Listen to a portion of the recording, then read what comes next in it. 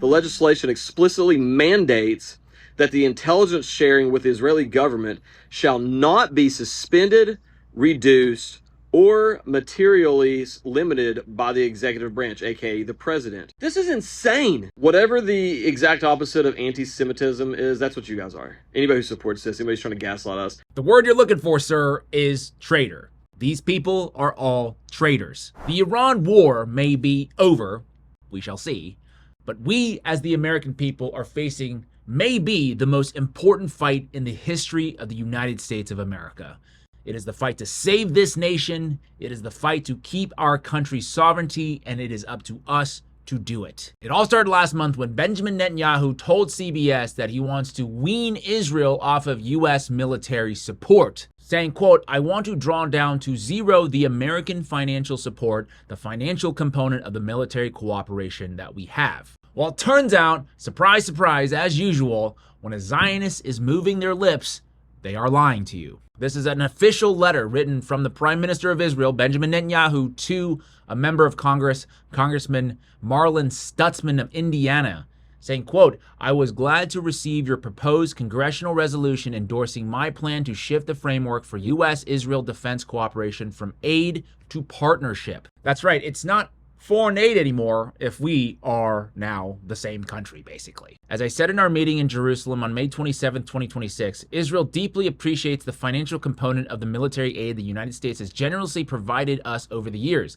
The time has now arrived for us to move from aid recipient to partner. A partner who, by the way, bribes, threatens, and blackmails our politicians and business leaders if they don't do what you tell them to do.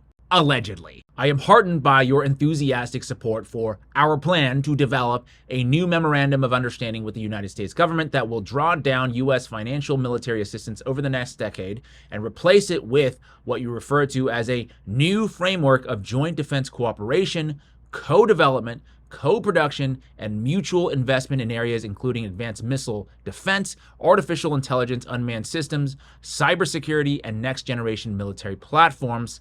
I also appreciate your commitment to fighting the scourge of anti-Semitism in the United States and around the world. Warmest regards, signed, Benjamin Netanyahu. I've said it a bunch, and I will say it again. It is not anti-Semitic to criticize a foreign country, and I will not be humiliated or bullied into submission. And what Netanyahu is referring to is Section 219. It was previously 224 of the 2027 NDAA, the National Defense Authorization Act, that contains, according to Thomas Massey, a dangerous provision to integrate our military technology with Israel, and him and Ro Khanna are right now working together to try and strip it from the bill. This is one of those things that nobody asked for and nobody wants. As Israel is going to use our military, they're going to get those things passed in the NDAA. I hate to tell everyone, I've never seen an NDAA fail. Never.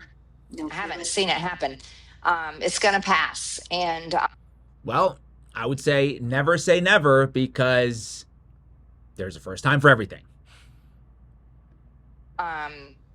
Most of our House members and our senators are fully funded by AIPAC and other Israel-aligned donors. So once Israel is able to use our intelligence and use our military capabilities at their disposal and have these military contracts, it's going to be almost impossible to undo it. We just cannot allow that to happen. I've covered the details of that clause in a previous deep dive, which I'll link in the description below. But there's also, I want to bring to your attention, another bill in Congress that I haven't even had a chance to get into yet. Section 622 of the National Security Act. Buried deep inside a 192-page intelligence authorization bill is Section 622, titled United States-Israel Intelligence Sharing Enhancement. It would require the President, acting through the Director of National Intelligence, and as necessary, the Secretary of Defense, to, quote, expand and enhance intelligence sharing with the government of Israel on a list of subjects that encompass almost every topic of intelligence interest in the Middle East. This, by the way, is for a foreign country that has over and over again spied on us illegally, and when we call them out on it, they just thumb their nose at us and accuse us of racism. But here is the kicker.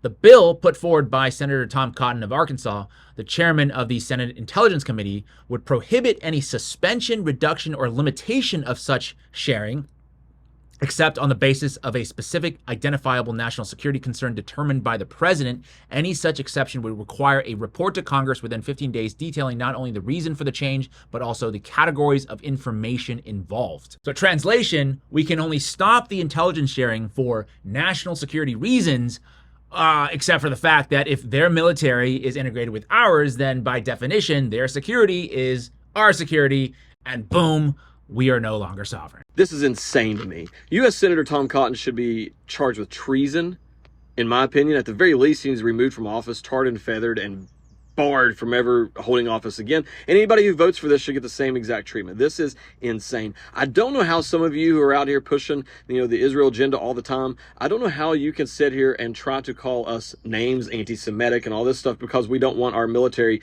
to be locked in and bound to a foreign government, to a foreign country. That is just common sense. That's not anti-Semitic. That is common sense that you would not want your military tied to another country of some sort. But I'm going to read now. The legislation explicitly mandates that the intelligence sharing with the Israeli government shall not be suspended, reduced, or materially limited by the executive branch, aka the president. The proposal effectively binds the CIA and other espionage organs to Israel's military apparatus by creating a rigid legal barrier against any reduction in information flow. This is insane. This is insane. You cannot say you're America first and support this. This is nuts. Under the new framework, the White House is prohibited from cutting off intelligence support, even if Israeli forces commit gross human rights violations or flagrant breaches of international law. To bypass existing restrictions, the text entirely avoids mentioning human rights, war crimes, or local accountability, ensuring that U.S. surveillance continues. This is insane. This is insane. I'm sorry. I don't know what the opposite word for anti-Semitic is. It's not Zionism. It's worse. That's not what this is about. This is whatever the exact opposite of anti-Semitism is. That's what you guys are. Anybody who supports this, anybody's trying to gaslight us. The word you're looking for, sir, is traitor. These people are all traitors. This is the only crime explicitly written into the United States Constitution, Article 3, Section 3, treason. Treason against the United States shall consist only in levying war against them or adhering to their enemies, giving them aid and comfort. But wait, people will say, Israel isn't our enemy. They are our greatest ally. Our greatest ally, TM. But actually, no. Not according to them, we aren't. The U.S. and Israel do not have the same interests. And people who pretend that they do, like Mark Levin, it's, and I'm talking from the Israel side. I'm sitting in Israel. I live in Israel. My kids fight in the Israeli army. I served in the Israeli army. That is where my concern is. I immigrated to this country. But pretending that the U.S. and Israel have the same interests is just a recipe for misunderstanding what we're seeing here. Loud and clear, we do not have the same interests, plain and simple. Not only that, we also don't even have a mutual defense treaty with them like we do other countries, for example, NATO allies, or Australia, New Zealand, South Korea, many others. In fact, in the latest peace deal with Iran that's supposed to be signed this Friday in Switzerland, which we'll have to see if that ends up actually happening, Netanyahu is explicitly saying that Israel is not a party to that U.S.-Iran Memorandum of Understanding, meaning that they don't care. They will do whatever they want. So if we want to save America, this is the time. This is the fight that we need to all unite on. I know, yes, there are other issues. There are a bunch of other domestic issues, cultural issues that people might not agree on. But if we want to save America, we need to come together right now. I'm going to be honest. I feel like the United States is just a fucking cow pasture full of cattle for Israel. We fight their wars. We die for their wars. We pay for their Iron Dome. We pay for pretty much all their missile defense.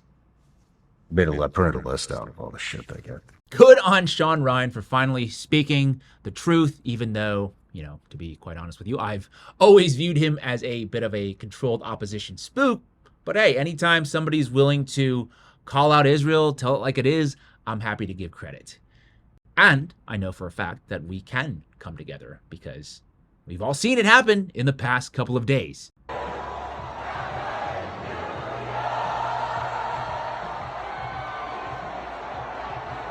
Anywhere, it's up to you. No.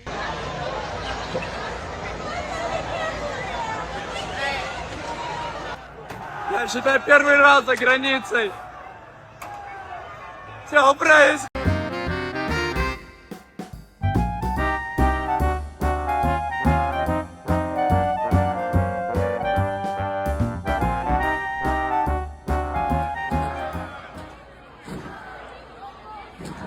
Well, first of all, congrats, New York. But I'm just gonna say what everyone who lives outside of the US is thinking right now.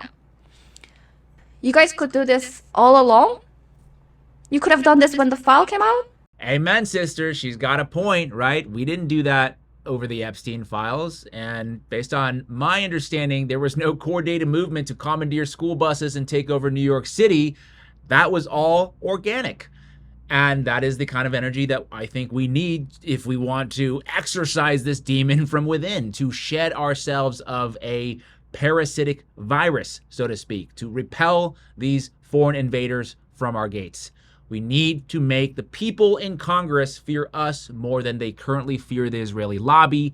That is how we win, and that is how we take our country back. That is it for me this week. I urge you, call your representatives, call your senators by going to this website here, show up at their offices.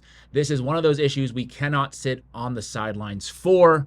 If you have, if you have any interesting ideas or out of the box ideas that we can use to take our country back, please share them in the comment section below. Also, if you want to support my journalism, you can go to my website, 5149jameslee.com, sign up to become a member, or there's also an option to give a one-time donation, no subscription necessary. You can buy some merch. Some big things might be happening there, just a preview.